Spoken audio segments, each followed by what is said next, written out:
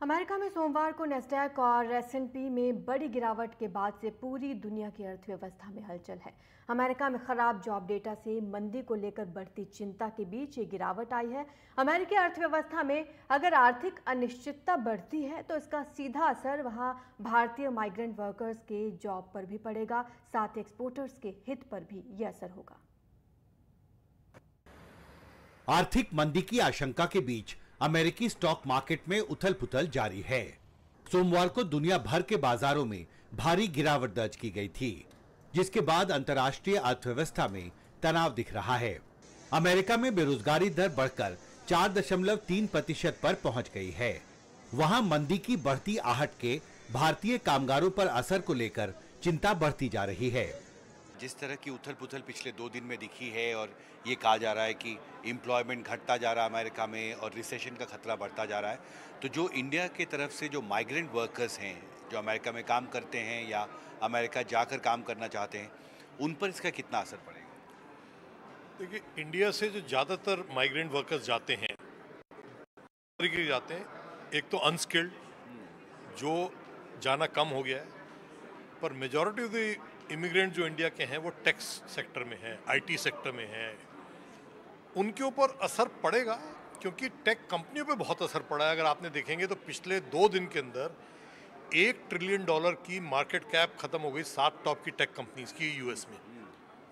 1 trillion तो बहुत से देशों की इकोनॉमी है ही नहीं जो एक दिन में खत्म हुई है। यूएस के अंदर एक चीज़ जरूर होती है, जब रिसेशन आता है तो जॉब्स लॉसेस जरूर होते हैं।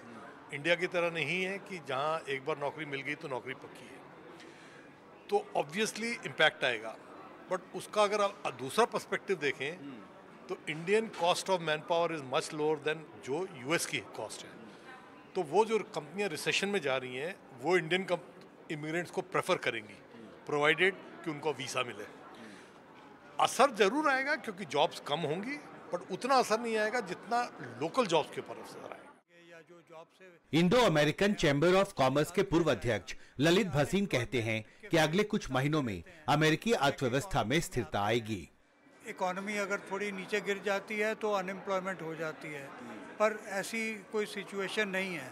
हम उम्मीद करते हैं कि अब जो नया प्रेसिडेंट बनेंगे नवंबर में, उस वक्त तक पॉलिसीज़ भी नई आएंगी, प्रायोरिटीज़ भी नई आएंगी, नई स्कीम्स आएंगी, नई जॉब्स आएंगे, तो उनको इसमें कोई घबराने की बात नहीं है। भारतीय एक्सपोर्टरों के लिए अमेरिकी बाजार सबसे अहम है। ऐसे में वहां की अर्थव्यवस्था में मंदी के खतरे को देखते हुए भारतीय एक्सपोर्टरों की चिंता भी बढ़ती जा रही है। अमेरिका के कई स्टॉक मार्केट्स में मैंने देखा है कि बहुत ज़्यादा गिरावट हो रही है, उथल पुथल हो रहा है और ये कहा जा रहा है American economy is moving into recession.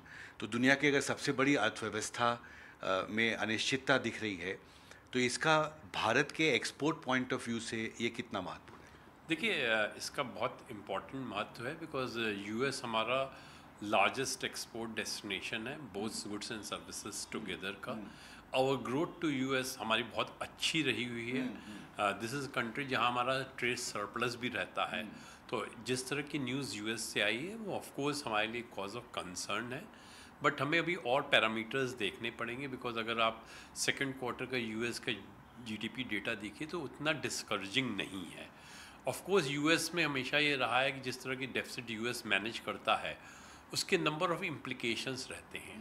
जहाँ तक यूएस स्टॉक मार्केट का सवाल है तो इंटरनल फैक्टर भी हैं, ग्लोबल फैक्टर्स भी हैं, बिकॉज सिर्फ यूएस मार्केट नहीं इम्पैक्ट की है, ग्लोबली मार्केट इम्पैक्ट हुई बिकॉज प्रॉब्ली ग्लोबल जो अनसर्टेनिटी है that accentuated in last few weeks, तो उसका इम्पैक्ट भी दिख रहा है।